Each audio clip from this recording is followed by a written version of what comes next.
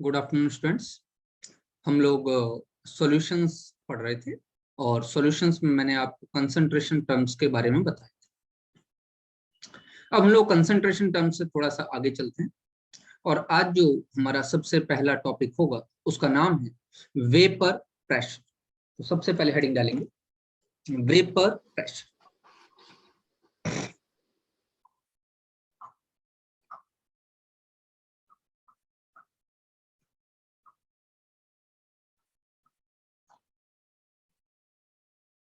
हिंदी में इसी का नाम है वाष्प।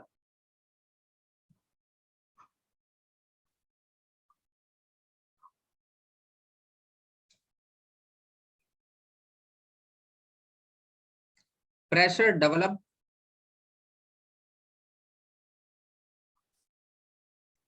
by the vapors on the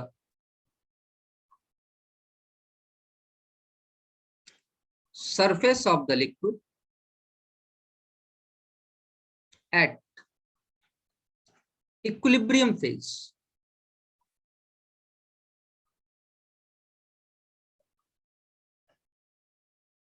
is known as vapor pressure.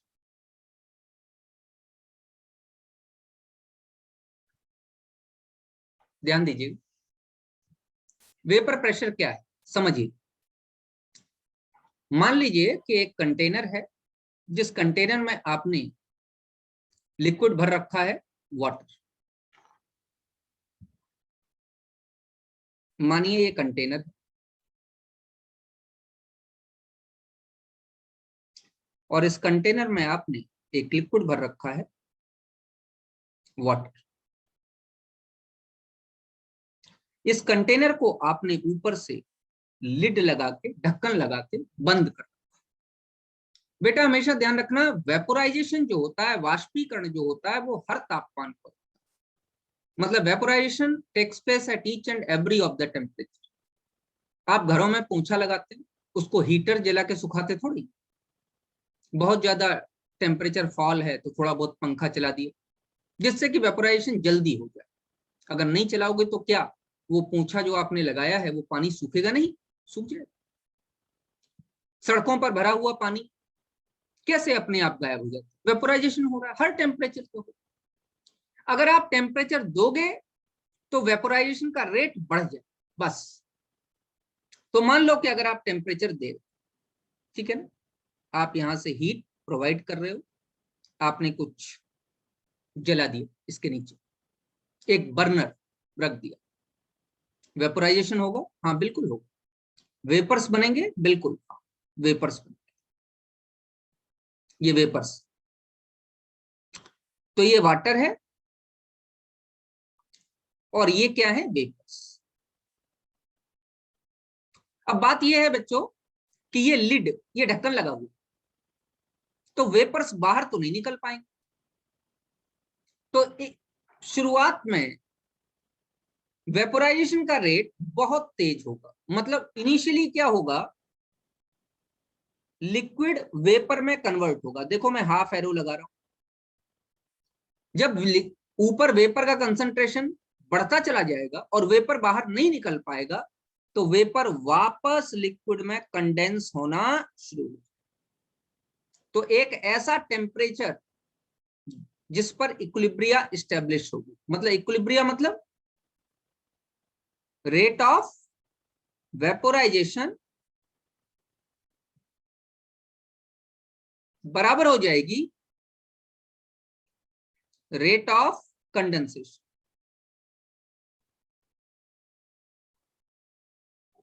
संघनन की दर और वाष्पन की दर दोनों दरें बराबर है।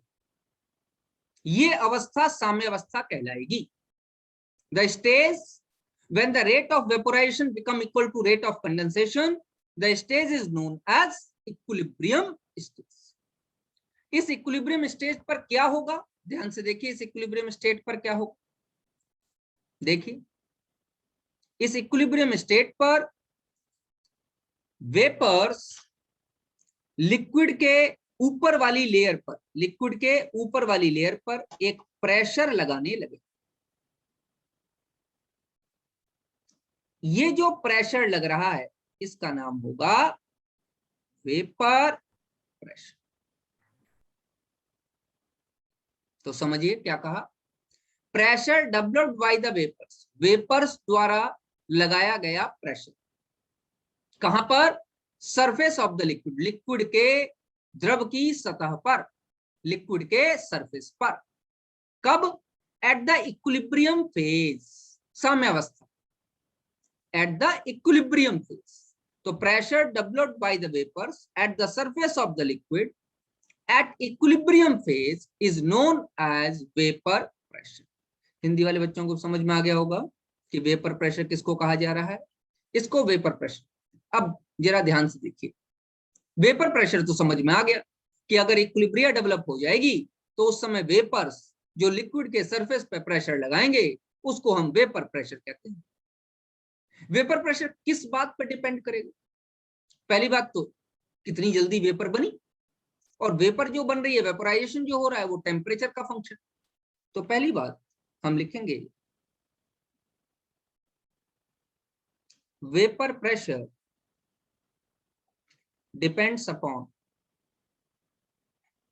किस किस पर डिपेंड कर रहा है, नंबर फर्स्ट टेम्परेचर, जितना ज्यादा टेम्परेचर दोगे वेपर उतनी जल्दी बनेगी और उतनी जल्दी प्रेशर क्रिएट करेगी। तो temperature directly proportional to vapour pressure, temperature vapour pressure के डायरेक्टली प्रोपोर्शनल होता है। अच्छा, दूसरी बात किस पर डिपेंड करेगी, इंटर मॉलिक्यूलर फोर्सेस, लिक्विड के बीच में लगने वाले फोर्स कितने ताकतवर हैं। अगर लिक्विड के बीच में लगने वाले फोर्स हाइड्रोजन बॉन्डिंग जैसे ताकतवर हैं तो वेपर प्रेशर कम होगा, क्योंकि उनको ज्यादा टेम्परेचर चाहिए होगा वेपोराइज होने के। लेकिन अगर लिक्विड के बीच लगने वाले फोर्स बहुत कम ताकतवर हैं, वांडरवाल फोर्स हैं, जैसे कि पेट्रोल, जैसे कि ईथर, डाइपोल फोर्सेस हैं, वांडरवाल फोर्सेस हैं, वीक फोर्सेस हैं। आपको मैं एक एग्जांपल देता हूं, एक ग्लास में पानी रख लीजिए और एक ग्लास में पेट्रोल रख लीजिए, दोनों को थोड़ी देर टेबल पर रखा रहने दीजिए, पेट्रोल तुरंत उड़ जाएगा, पानी बचा रहेगा। क्यों, पानी के अंदर स्ट्रॉन्ग हाइड्रोजन बॉन्डिंग हो रही थी। तो जिसमें इंटर मॉलिक्यूलर फोर्सेस, जिसके मॉलिक्यूल्स के बीच में लगने वाले फोर्सेस जितने ज्यादा ताकतवर होंगे उसका वेपोराइजेशन उतना मुश्किल होगा। इसका मतलब inter molecular forces inversely proportional होंगे किसके, वेपर प्रेशर।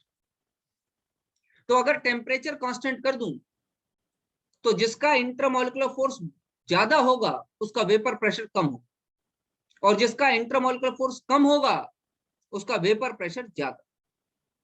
तो इन दो बातों पर वेपर प्रेशर डिपेंड करता है। पहली बात तो टेम्परेचर पर डिपेंड करता है, टेम्परेचर के डायरेक्टली प्रोपोर्शनल है। दूसरी बात इंटरमॉलिक्यूलर फोर्सेस पर डिपेंड करता है, और इंटरमॉलिक्यूलर फोर्सेस के इनवर्सली प्रोपोर्शनल होता है। बेटा ये बात समझ में आ गई आप लोगों को? हाँ खुशी, हिंदी कोशिश तो मैं करता हूँ बेटा हिंदी में बोलने का, क्या आपको समझ में आ गया खुशी?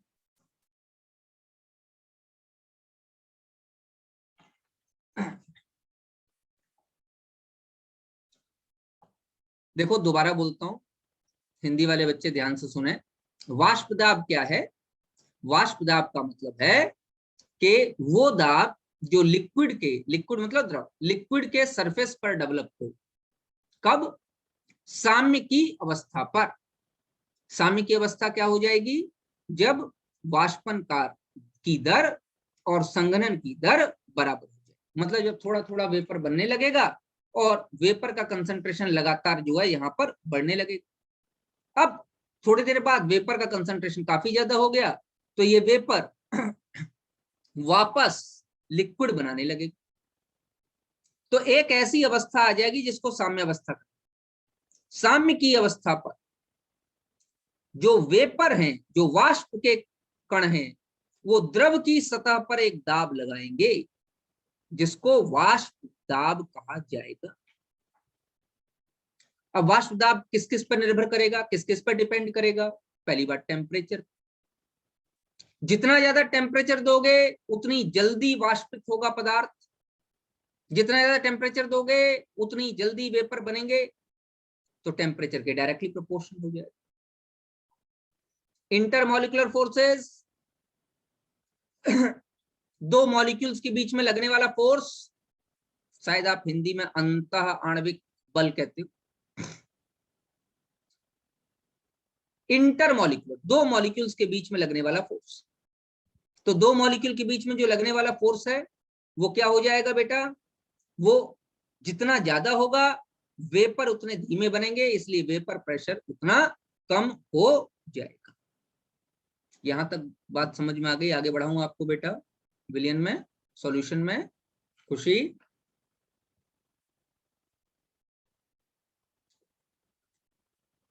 चलो आगे बढ़ते हैं।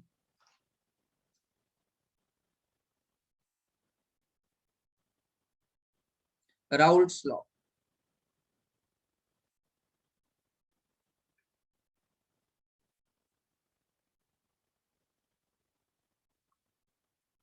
पहली बात,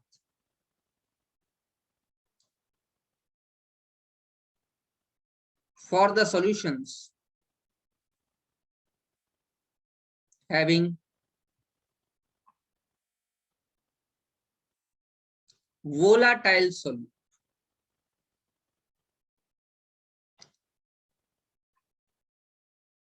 वाष्पशील विलेय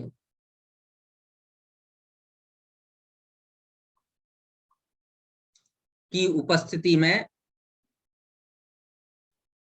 राउल्ट का नियम, राउल्ट का, बेटा इस शब्द को समझना बड़ा आवश्यक, क्योंकि आपने पहले से गैसियस स्टेट में पढ़ रखा है कि ऐसा दुनिया में कोई पदार्थ है ही नहीं जिसे गैस में परिवर्तित न किया जा सके। मतलब पदार्थ की तीन अवस्थाएं हैं, ठोस, द्रव, gas. Matter has three phases, solid, liquid and gases. तो हम क्यों कह रहे हैं कि when the solute is volatile, solute वाष्पशील है, विलेय वाष्पशील है, तो क्या ऐसा भी हो सकता है कि विलेय वाष्पशील ना हो? हाँ, हो सकता। मैं तब की बात कर रहा हूं जब आपके पास सॉल्यूशन बना हुआ है, विलियन है। विलियन एक मिक्सचर होता है दो या दो से अधिक पदार्थों, the homogeneous mixture of two or more than two components is known as solution. इसका मतलब जब सॉल्यूशन बनता है मेरे बच्चे, तो उसके दो कंपोनेंट आपस में कोई केमिकल रिएक्शन नहीं करते, ये बात समझनी चाहिए। केमिकल रिएक्शन नहीं करते, वे आपस में मिक्स हो जाते हैं, डिसॉल्व हो जाते हैं, केमिकल रिएक्शन कोई नहीं होती उनके बीच। अब इस समय मैं ये कहना चाहता हूं कि मैं ये मान के चलता हूं कि सॉल्वेंट तो वोलाटाइल है ही, सॉल्यूट भी वोलाटाइल है। वोलाटाइल मतलब जब हम गर्म करेंगे तो सॉल्यूट और सॉल्वेंट दोनों के पार्टिकल वेपर में पहुंच जाएंगे। मेरी बात समझ में आ गई? हम गर्म करेंगे सॉल्यूशन को तो जो वेपर बनेगा उसमें सॉल्यूट के भी पार्टिकल होंगे और उसमें सॉल्वेंट के भी पार्टिकल, मतलब जो वाष्प बनेगी उसमें विलेय के पार्टिकल्स भी होंगे और विलायक के पार्टिकल्स भी। अगर नॉन वोलेटाइल होता तो सिर्फ विलायक के पार्टिकल होते, विलेय के नहीं होते।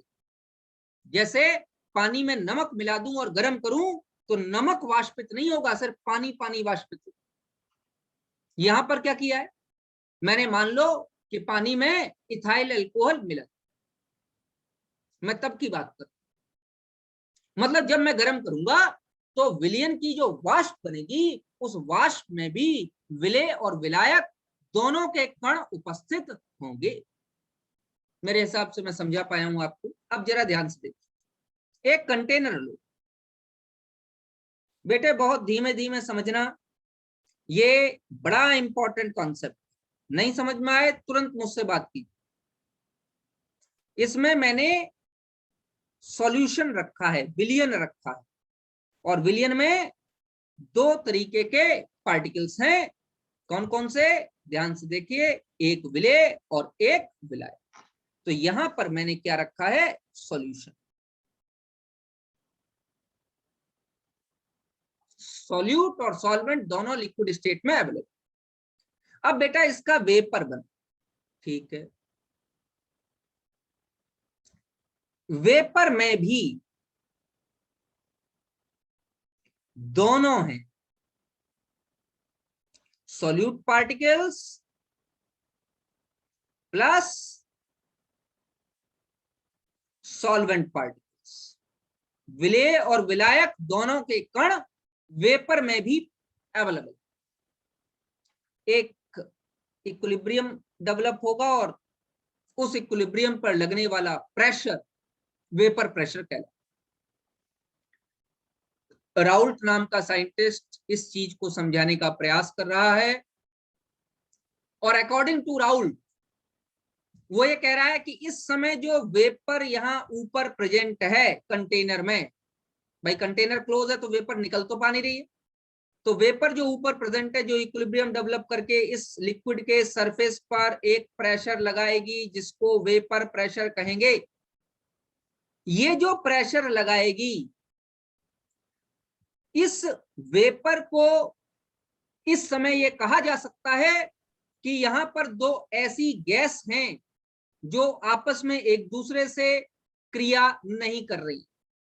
It means in this vapor there are two such gases which do not react with each other। दो ऐसी गैस हैं जो आपस में एक दूसरे से रिएक्ट नहीं कर रही। क्यों? क्योंकि मैंने बताया कि मिक्सचर में जो कंपोनेंट है, सॉल्यूट और सॉल्वेंट है, उनमें कोई केमिकल रिएक्शन नहीं होती।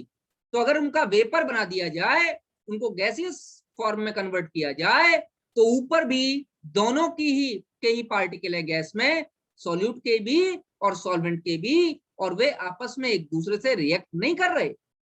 तो इसका मतलब ऊपर जो वेपर है, उस वेपर में सॉल्यूट के भी पार्टिकल हैं, सॉल्वेंट के भी पार्टिकल हैं, और सॉल्यूट सॉल्वेंट में कोई रिएक्शन नहीं हो रही। तो दो अलग अलग गैसेस हैं जो आपस में एक दूसरे से रिएक्ट नहीं कर रहे।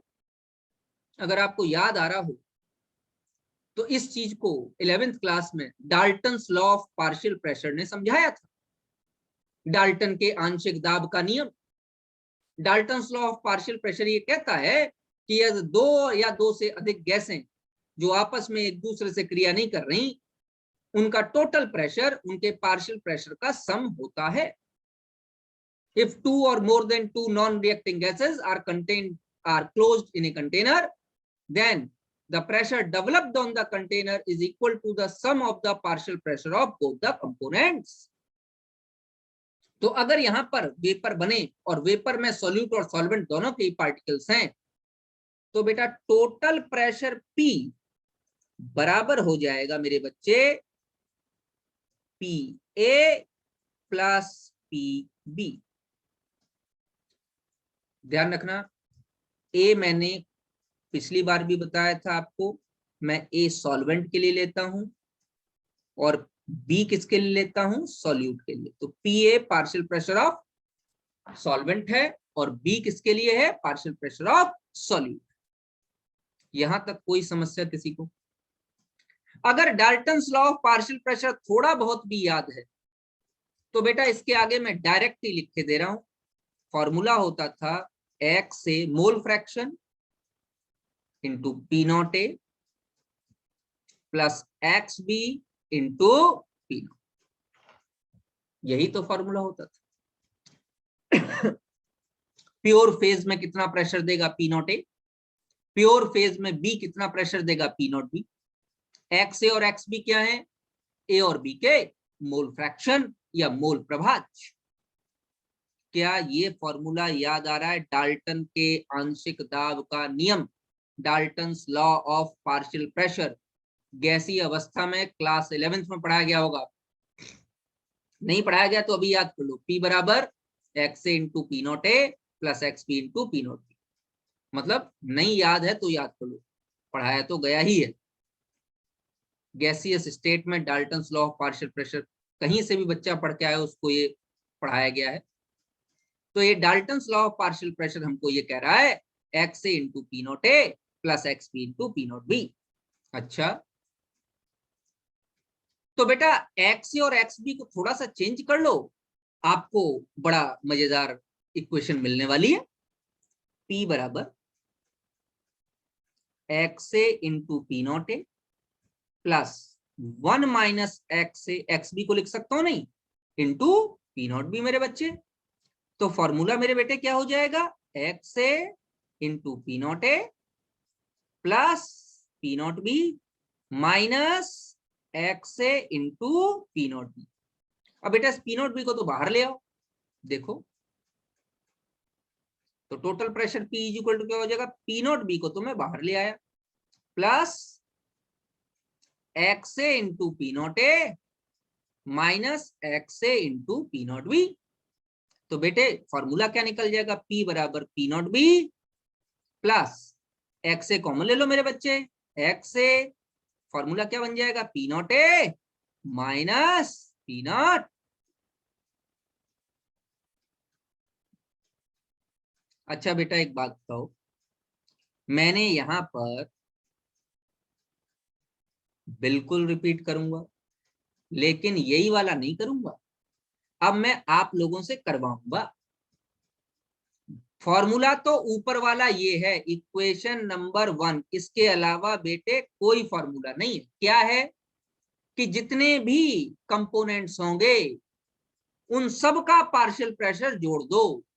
तो यहां मेरे पास दो कंपोनेंट थे, सॉल्यूट और सॉल्वेंट, दोनों का पार्शियल प्रेशर मैंने जोड़ दिया P A plus P B. और पार्शियल प्रेशर का फॉर्मूला क्या होता है, X A into pure phase में जो प्रेशर मतलब पी नॉट ए, और बी के लिए क्या करूंगा, X B into P naught. अगर 3 हो तो क्या करेंगे, X A into P not A plus X B into P not B plus X C into P naught C. अब ये तो मैंने निकाल दिया। हाँ बोलो सर, ये 1 माइनस एक्स से कैसे है, 1 में से माइनस क्यों किया इसको? बहुत बढ़िया, कल परसों फॉर्मूला पढ़ाया था, X A plus X B is equal to 1, याद है? हाँ। तो अच्छा, जरा उससे जरा एक्स बी को ले लो, एक्स बी को क्या लिख सकते हो, 1 माइनस एक्स ए लिख सकते हो। 1 माइनस एक्स से अच्छा, एक्स ए आ को क्या गया लिख सर, सकते हो, 1 माइनस एक्स बी लिख 1 सकते माइनस एक्स बी। हो। तो बेटा मैंने तो एक्स बी को चेंज किया, अगले अब आप लोग एक्स ए को चेंज करोगे मेरे साथ, ठीक है ना? दोनों चेंज कर सकते हैं, हमारा मन मतलब ओके क्वेश्चन सर। का मन, क्वेश्चन ने क्या दिया, तो चलो दोबारा चेंज करके देखते हैं। और सभी लोग मेरे साथ कॉपी में देखिए, हमारे पास फॉर्मूला आया P बराबर X A into P not A plus X B into P not B. अब हम एक्स ए को चेंज करेंगे, ठीक है मेरे बच्चे? तो हो जाएगा 1 minus X B into P not A plus X B into P not B. खुशी कर पा रहे हो आप? तो एक्स ए को चेंज कर दिया मैंने, 1 माइनस एक्स बी। अब बताओ अपने आप पी नॉट ए इधर कर दूं तो ये आ जाएगा पी नॉट ए, और एक साथ कर दूं minus X B into P not A plus X B into P not B. अब प्लस वाले टर्म को एक साथ ले आओ तो P बराबर आ गया P not A plus X B into P not B minus X B into P not, यही तो आ गया। चलो P इज इक्वल टू कितना आ जाएगा, पी नॉट ए प्लस इन दोनों में क्या कॉमन ले लूं, अब बेटा बताओ, पहले एक्स ए कॉमन ले लिया था, अब क्या कॉमन ले लूं, एक्स बी कॉमन ले लिया मेरे बच्चे। क्या फॉर्मूला आ जाएगा, P not B minus P not. समझ में आया? कम से कम चैट बॉक्स में तो टाइप करो, वेरी गुड अक्षर। और बात बाकी बच्चे समझ पाए? गुड, वेरी गुड प्रियांशी, देव, सत्येंद्र, वेरी गुड। अब मैं एक फॉर्मूला आपको बता रहा हूं और मैं पहले ही बता रहा हूं बेटा वो रटना पड़ेगा क्योंकि वहां तक सॉल्यूशन आपके कोर्स में नहीं है। अगर आप केमिस्ट्री में और आगे पढ़ोगे, मास्टर्स डिग्री करोगे और बढ़िया केमिस्ट्री में आगे काम करोगे तो उस फॉर्मूले का डेरिवेशन आएगा। अभी उस फॉर्मूले का डेरिवेशन आपके कोर्स में नहीं है, तो वो फॉर्मूला आपको याद ही रखना पड़ेगा। बेटे एक बात बताओ, ध्यान दो भाई, जो आपने मोल फ्रैक्शन निकाला था, मोल फ्रैक्शन, मोल प्रभाज्य, वो लिक्विड स्टेट में ही तो निकाला था, सॉल्यूशन का निकाला था भैया, लिक्विड स्टेट में निकाला था। क्या निकाला था? अभी मैंने फॉर्मूला पीछे भी लिखा, उसको परसों भी पढ़ाया था, XA प्लस XB बराबर 1। तो एक बात बताइए कि कंटेनर में जो ऊपर वेपर थी, उस वेपर में भी तो सॉल्यूट और सॉल्वेंट दोनों के ही पार्टिकल्स थे। तो क्या वेपर में भी सॉल्वेंट के मोल फ्रैक्शन उतने ही थे जितने लिक्विड में थे? नहीं, ऐसा नहीं हो सकता। जो जल्दी वेपोराइज हुआ होगा उसके कंपोनेंट ज्यादा होंगे। तो क्या लिक्विड और गैसियस स्टेट में मोल फ्रैक्शन बराबर होते हैं? नहीं, बराबर ऐसा कोई जरूरी नहीं। तो फिर अगर मुझे लिक्विड स्टेट में नहीं और गैसियस स्टेट में मोल फ्रैक्शन निकालना हो, वेपर फेज में मोल फ्रैक्शन निकालना हो, तो मैं क्या करूंगा? तो जरा ध्यान से देखिए, mole fraction in vapour phase. Vapour phase, मान लीजिए कि आपने वाटर में अल्कोहल मिलाया, तो XA और XB तो आप लिक्विड फेज में आराम से निकाल सकते, लेकिन जब मैंने गर्म कर दिया तो वाटर और अल्कोहल के मॉलिक्यूल वेपोराइज हो गए। तो अब मैं कह रहा हूं वेपर में कितना मोल फ्रैक्शन है, वेपर में कितना मोल प्रभाज, उसके लिए फॉर्मूला याद करो, YA क्या हो जाएगा? Mole fraction of A in vapour phase, mole fraction A क्या है? सॉल्वेंट, विलायक, of A in vapour phase, वाष्प अवस्था। अच्छा, YB क्या हो जाएगा मेरे बच्चे बताओ? Mole fraction of B in vapour phase. ठीक है बेटे, ठीक है। वाष्प अवस्था में विलायक के मोल प्रभाज वायु, वाष्प अवस्था में विलेय के मोल प्रभाज वायु। जरा फॉर्मूला याद करो, YA बराबर XA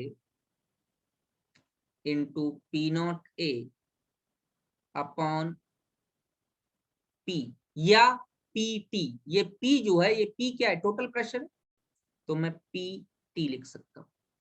here P is equal to PT, that is total pressure. बात समझ में आ गई नहीं? ठीक है। अच्छा, YB के लिए क्या हो जाएगा बेटा? XB into P0B by PT। दोबारा इधर ध्यान से देखेंगे, ये P जो हमने निकाला था, ये क्या निकाला था? ये जो हमने P निकाला था, ये क्या था? जब हमने सॉल्यूशन को गर्म किया, पीछे देखिए, जब हमने सॉल्यूशन को गर्म किया, हीट दी और जो वेपर बनी, उन वेपर बनने, वो जो वेपर हैं, वो जो टोटल प्रेशर P लगा रहे हैं, टोटल प्रेशर P ही तो लगा रहे हैं, वो किसके बराबर था? PA प्लस PB के। तो इसको P लिखो या PT लिखो, PT मतलब टोटल प्रेशर, कुल दाब। तो टोटल प्रेशर क्या है? PA प्लस PB के बराबर ही तो है मेरे बच्चे, इसमें क्या क्या दिक्कत है बताओ? P लिखो या PT लिखो, इसमें तो कोई दिक्कत नहीं। तो वही मैंने लिखा है यहां नीचे कि P या PT किसके बराबर है। ये हमने फॉर्मूले 2 निकाले हैं भाई, इस फॉर्मूले को ले लो आप, फॉर्मूला नंबर 2, जब आपने XA को चेंज किया, इसको ले लो फॉर्मूला नंबर 3। और ये दोनों फॉर्मूले तो मैंने पहले से ही कहा कि बेटा मैं आपको याद करवा रहा हूं, इसका डेरिवेशन आपके कोर्स में नहीं है, ये दोनों फॉर्मूले मैं आपको याद करवा। क्या याद रखेंगे? वाई ए बराबर X A into P not A और वाई बी बराबर X B into P not B. इसको मैं डेराइव करके नहीं दिखा सकता आपको, ये आपके कोर्स में डेरिवेशन इसका नहीं है, तो ये तो याद करना पड़ेगा। खुशी क्लियर हुआ बेटा आपको? तो ये दोनों फॉर्मूले आपको याद रखने हैं। चलो भैया मैं 3-3 स्टार बनाए दो। अच्छा, थोड़ा बहुत इस फॉर्मूले के साथ हम अपनी खिचड़ी पका सकते हैं। हाँ बिल्कुल, आराम से चलो पकाते हैं। भाई दो फॉर्मूले मैंने मेरे बच्चों आपको याद कराए। कौन कौन से फॉर्मूले मैंने याद कराए? वेपर प्रेशर में मोल फ्रैक्शन के फॉर्मूले मैंने याद कराए कि वाई ए बराबर X A into P not a upon total pressure P मतलब पी टी। अच्छा बेटा बताओ, x A into P not a क्या था? पी ए, यही तो था। तो ऐसे भी लिखा जा सकता है P A by P T. अच्छा वाई बी क्या था? वाई बी फॉर्मूला अभी अभी मैंने लिखा है आपको, X B into P not B upon P T. और X B into P not B अभी पीछे हमने लिखा है, क्या था? P B upon P T, यही तो था। पीछे देख लो, अगर किसी को कोई प्रॉब्लम है तो तुरंत पीछे देखो। पी ए क्या था? X A into P not A. PB क्या था? X P into P not. चलो भैया, यही मैंने यहां पर लिखा। चलो भैया अब आगे की बात कर लेते। मेरे पास यहां तक का फॉर्मूला मुझे दिखाई दे रहा है इतना। इसकी मैं इस फॉर्म में लिख सकते हो, मैं इस फॉर्म में लिखना चाहता हूं जिससे आसान हो जाए। ये दो फॉर्मूले मेरे पास। बेटा इस इतने फार्मूले से, इस इतने फार्मूले से, भाई ये अलग अलग चीजें नहीं लिखी हैं, सेम लिखी है, लेकिन ये मैंने ओपन करके लिख दी। क्या यहां मैं एक्स ए की वैल्यू निकाल सकता हूं? बिल्कुल निकाल सकता हूं, निकालो। एक्स ए बराबर क्या हो जाएगा? Y A P T upon P not A. PT का उधर मल्टीप्लाई कर दिया, पी नॉट ए का इधर डिवाइड कर दिया। अच्छा, इससे क्या मैं एक्स बी की वैल्यू निकाल सकता हूं? बिल्कुल निकाल सकता हूं। Y B P T upon P not B. कोई प्रॉब्लम नहीं, आगे बढ़ते। वी नो दैट, हम जानते हैं, एक बात तो हम अच्छे से जानते हैं कि x A plus X B बराबर होता है 1। जानते हैं या नहीं जानते? ऐसा तो कोई बच्चा नहीं जो इस फॉर्मूले को नहीं जानता, इससे तो सब परिचित हो। बेटा ये दोनों की जगह ये वैल्यूज रख दो यहाँ। एक्स ए की वैल्यू क्या आई? Y A P T upon P not A. X B की वैल्यू क्या आई? Y B P T upon P not B बराबर 1। पूरी की पूरी इक्वेशन को पीटी से डिवाइड कर दो। दोबारा बोल रहा हूं, डिवाइडिंग बोथ साइड्स, दोनों तरफ, बाय पीटी। पीटी से डिवाइड टोटल। तो इसमें पीटी से डिवाइड करूंगा, पीटी से पीटी कट जाएगा। यहां डिवाइड करूंगा तो पीटी से पीटी कट जाएगा, यहां बच जाएगा। तो मेरे पास इक्वेशन आई Y A upon P not A plus Y B upon P not B बराबर 1/पी टी।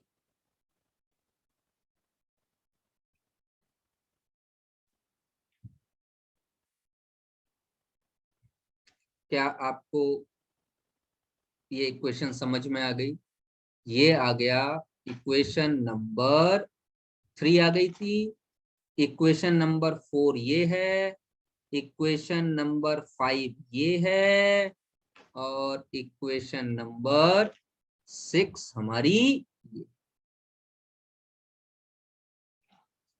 ये 6 इक्वेशंस मैंने आज आपको पढ़ा।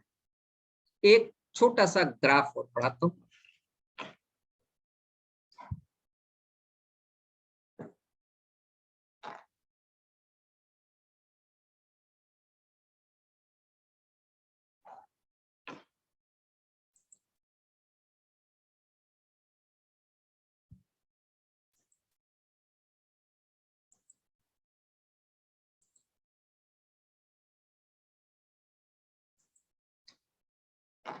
एक मैं एक ग्राफ बनवा रहा हूं, इसके बारे में कल आपको समझाऊंगा। अभी तो टाइम खत्म हो रहा है, तो मेरे साथ ग्राफ आप बनाओ।